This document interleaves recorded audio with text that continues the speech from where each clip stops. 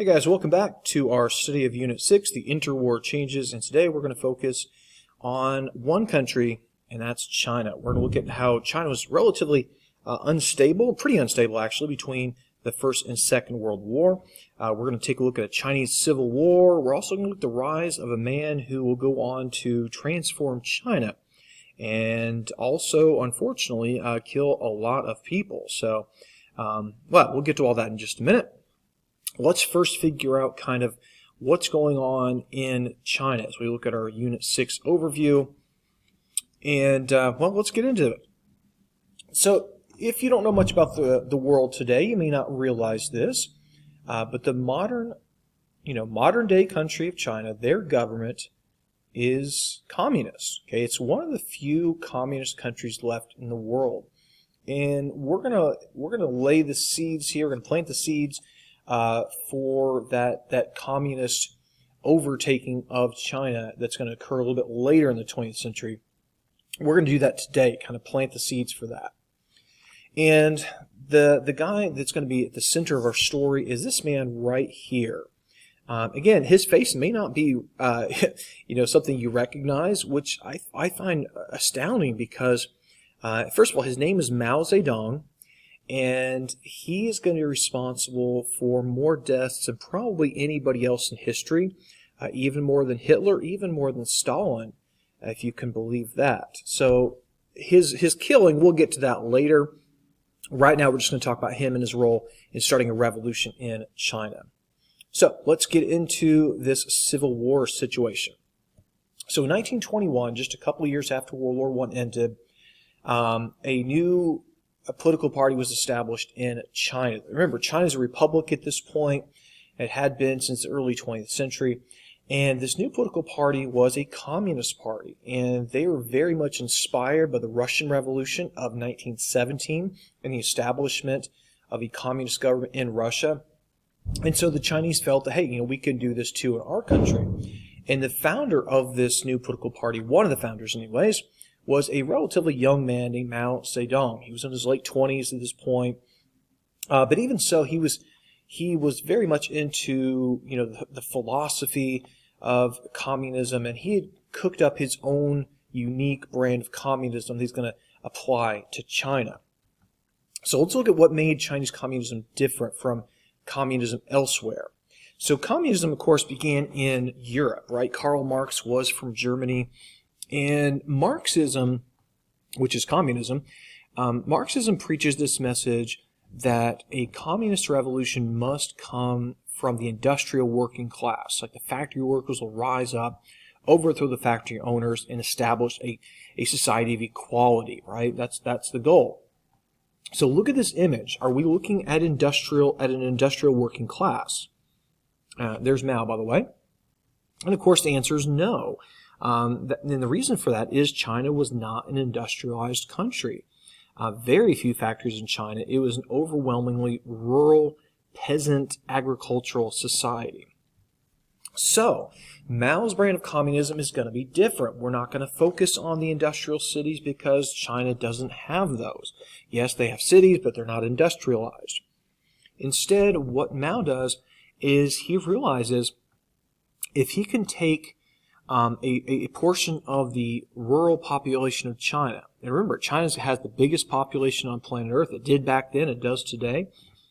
If he could harness the unhappiness and the unease that a lot of poor rural peasants are feeling, if he can harness that and turn them into revolutionaries, he would be unstoppable. And, your typical Chinese rural peasant, they really don't have much to lose.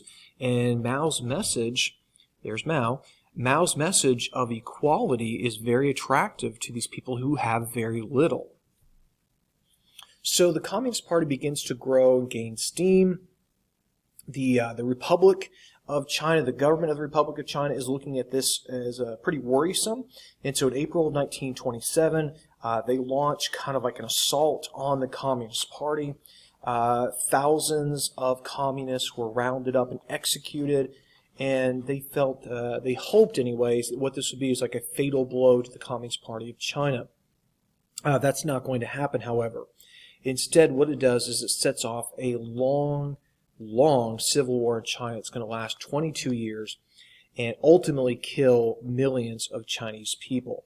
This is, actually kind of similar to the Russian Civil War that took place after the communists took over Russia, where you had the government fighting against this other group trying to end the revolution.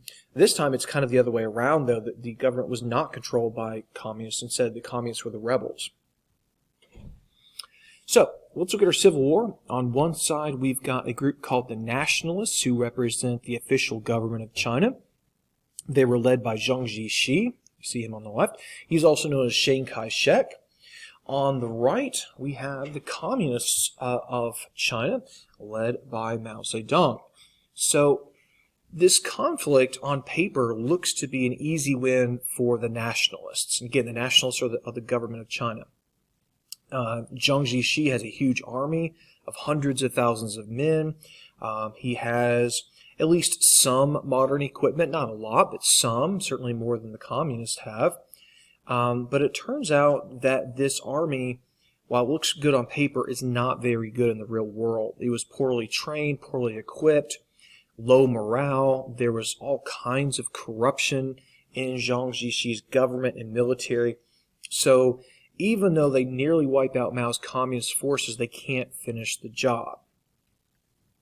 So Mao's forces find themselves, having to retreat against this big, not terribly effective, but still big military under the leadership of Zhang Jixi. And we all know, guys, if you are being attacked by overwhelming forces, you'll probably need to retreat, kind of like Napoleon had retreated out of Russia, if you remember. And this retreat is one of the most important events in the establishment of a communist government in China. It's known as the Long March. Okay, and so what the Long March was this long retreat of Mao's communist forces away from the attack of the government. So the nationalists are chasing Mao's forces, and he's leading his forces on this long retreat over mountains and valleys, plains, forests, deserts, you name it. All told, some 6,000 miles. So basically, they're retreating from the southern part of China up to the northern part, which is very remote, and hopefully there they can escape capture and rebuild their forces. That's the plan. Here's the propaganda of the Long March, making it look like it's just a happy walk in the park. Of course, it wasn't. It was a long, grueling march, people going hungry, being attacked by government forces, always trying to stay one step ahead of the attackers. But once the Long March is finished, it saves the communist movement of China. And, the Long March was it could have been the moment where the communist movement in China was broken, but in fact it was actually reinforced. The thing that could have killed it made it stronger. And the reason for that is Mao, and he's an evil guy. As I said, he's going to kill more people than anybody else in history. But he was a charismatic leader, and people were impressed by the fact that Mao was able to convince people to march this long distance under incredible hardship. He's able to harness the power of the people, and that was really impressive. So a lot of people decide, man, this Mao guy, he must be onto something. And so the communist movement is reinforced by new recruits inspired by the Long March. Here's an interesting monument in China to the Long March. And you can see, of course, that's Mao Zedong. I think a rather odd monument. If I were driving past that, I think I would probably have to stop and take a look at it. All right, so second main idea today involves China's neighbor, Japan. So Japan is going to invade China in the 1930s. And if you think about it, that's the perfect time to attack China because, remember, in the 1930s, China's in the middle of a civil war. So it's a distracted, dysfunctional country that is vulnerable to an attack. So in 1937, Japan launches an all-out attack on China. We know this as the Second Sino-Japanese War. And this, in some ways, is kind of like the beginning of World War II in Asia. So Japan was, of course, had a modernized military at this point.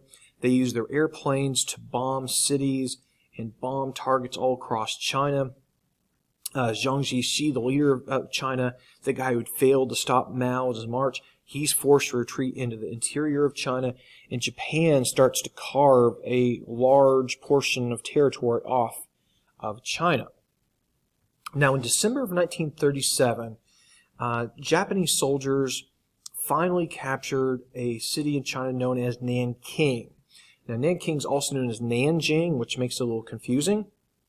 But what happened there was basically the Japanese soldiers were turned loose to just kind of do whatever they wanted, to loot, burn, murder, torture, rape. I mean, it was an absolute bloodbath. And this moment in history is known as the Rape of Nanking. It's also known as the Nanking Massacre. You can use either term. And it really is one of the darkest moments of the 20th century. As far as the death toll goes, we don't have an exact number because of the chaos. There's no way of knowing. Some estimates are as low as 40,000 people were killed. Some estimates are as high as 300,000 people were murdered in the city of Nanking. And again, this is just over a relatively short window of time. So it's an absolute bloodbath over a series of a couple of weeks in the city of Nanking. Now, we have a picture here of two people. We've got Mao on the left and Jiang Jiechi on the right. So he's the leader of the nationalists. He's the leader of the communists. We know they're in the middle of a civil war. So why then would they be cooperating with each other in this picture? And the answer, of course, is they both have a common enemy, right? The nationalists, the communists, they're going to put their civil war aside. They're going to temporarily end the civil war so they can combine forces and try to resist the Japanese invaders. It's just yet another example from history of the enemy of my enemy is my friend. Obviously, I think you can figure this out. Once Japan loses World War II, the Civil War will resume. But we'll talk about that in a later unit. So let's really quickly review what we've learned in class today. We learned that there was a big civil war in China in the 1920s and 30s. It was sparked by a massacre, or an attempted massacre anyways, of the national government of China of Communist Party members. Mao Zedong was the leader of the communists, and he led his forces on this epic retreat known as the Long March, which helps really establish Mao as an unquestioned leader of communists in China. And then the Japanese invaded, committed horrible atrocities like the Rape of Nanking, and the Civil War in China took a break as both sides teamed up to resist Japanese aggression. All right, that was a lot of information, guys, we covered, but in our next video, we're going to go to another part of Asia and see what's going on in India and see what's happening there with a guy named Gandhi.